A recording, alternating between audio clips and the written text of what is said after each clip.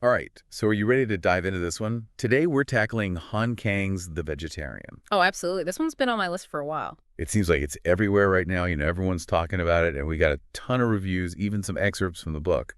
Should be interesting. Yeah, I'm really curious to see how she uses something like vegetarianism to explore these bigger issues. Yeah, right off the bat, you've got the husband, the brother-in-law, and the sister all reacting to her transformation. Well, and that's what I think is so interesting is like how it challenges societal norms, especially in Korean culture, you know? Exactly. It's like she's defying expectations, especially for women. hmm So let's start with the husband.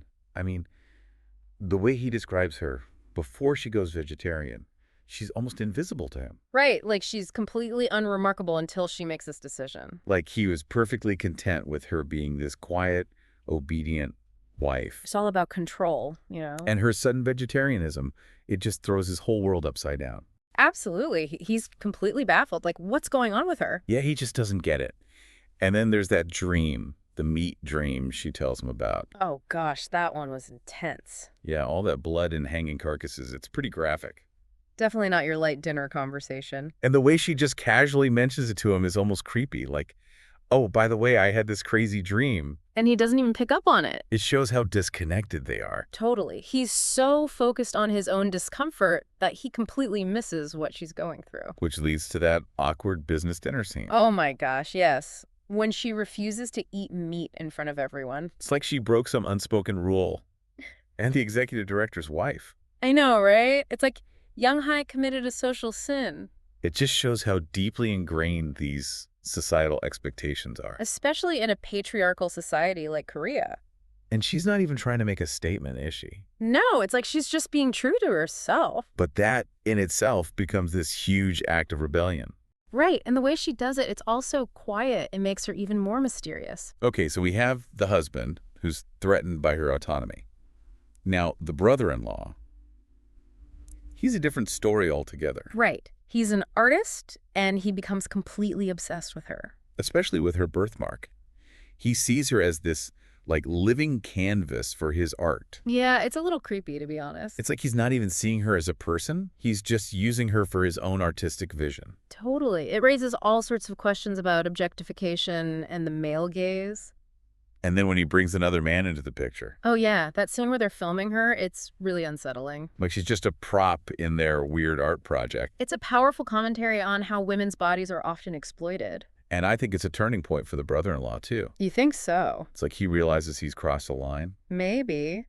But the damage is done. So we have the husband who wants to control her, and the brother-in-law who objectifies her, and then there's the sister in High. Yeah, she seems to be the only one who actually cares about Yeong-hye as a person. Right. She's the one who sees her pain and tries to understand. It's a totally different kind of empathy than we see from the men in this story. Absolutely. And that's where the novel really digs into the whole family dynamic. You know, how do you deal with someone who's so different? Especially when that difference is so unsettling to everyone else. Exactly. It's like she's carrying the weight of everyone's judgment and expectations, And she's the one who sees those really disturbing scenes. like the force feeding by her father. Yeah, that was just brutal. It's almost like a symbolic act of violence against her will. And then her suicide attempt, her public nudity, it's all so heartbreaking. It really highlights the toll that societal pressures can take, especially on women.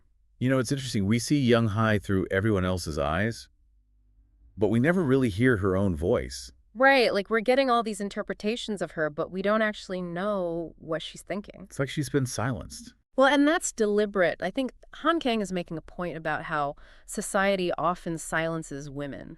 Especially those who don't conform. Exactly. Like Young-hae's actions are speaking volumes, but her voice is literally absent. It makes you wonder, is her silence a form of resistance? It's possible, like, she's refusing to participate in a world that's trying to control her. And that silence becomes its own powerful statement. Absolutely. It forces us as readers to really pay attention to her actions, to try and decipher what's going on beneath the surface. Which brings us to the whole symbolism of vegetarianism. Right. It's not just about food for Young-hae, it's about something much deeper. It's like a metaphor for her rejection of the violence she sees in the world. Remember that scene with her father? Oh yeah, forcing her to eat meat, It's like he's trying to force her back into submission. to conform to his idea of what a daughter should be. Her vegetarianism becomes a way of reclaiming her own body, her own agency. It's like she's saying, this is my body, and I get to decide what goes into it. Exactly, and it's a powerful rejection of the patriarchal control she's experienced. But it goes beyond that, doesn't it? She starts to identify with plants, wanting to escape the human world altogether. She sees plants as these pure, nonviolent beings. It's like she's seeking a kind of spiritual transformation. And it raises this question, is her transformation a descent into madness? Or is it a sane response to a crazy world? I mean, it really makes you think about how we define normal in a society that often punishes difference. And it makes you question your own assumptions about mental health. You know, we got that excerpt from Human Acts, and it's interesting to see how those themes connect. Oh, yeah, definitely. You see that same exploration of individual resistance against oppressive forces. In The Vegetarian, it's a patriarchal family system, but in Human Acts, it's a brutal political regime. But the core idea is the same. It's about fighting against systems of power and control. And both novels really force us to confront some uncomfortable truths about humanity. About the potential for both great cruelty and incredible compassion. So what does all of this mean for us as readers? What are we supposed to take away from this unsettling yet incredibly powerful novel? I think The Vegetarian challenges us to really examine how we treat those who are different, especially women who challenge societal norms. It makes us question our own assumptions about sanity, morality, the very nature of what it means to be human. And it leaves us with this lingering sense of unease, but also a sense of hope. Hope that even in the face of oppression, there's always the possibility for resistance, for transformation.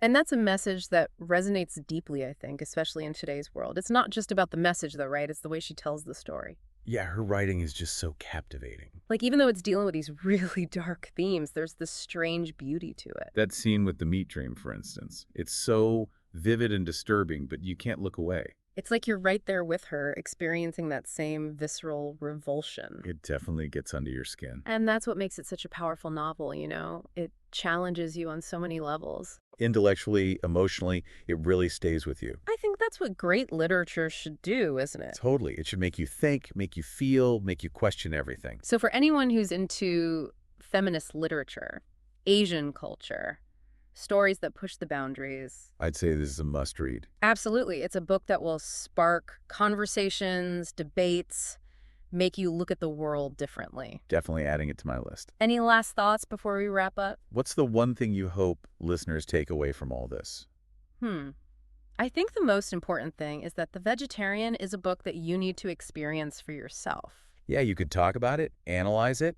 But until you actually read it, you won't fully grasp its power. It's a journey you have to take on your own. And it's a journey that will stay with you long after you've finished the book. Well said. I think that's the perfect note to end on. The Vegetarian, it's a novel that defies easy answers. It resists simple interpretations. It's a story that's both unsettling and strangely hopeful. It leaves you with this sense that even when faced with immense pressure, there's always a possibility for resistance. For transformation, for finding your own voice. So to our listeners, if you're looking for a book that will challenge you, provoke you, stay with you. The Vegetarian, is it? It's a journey you won't soon forget.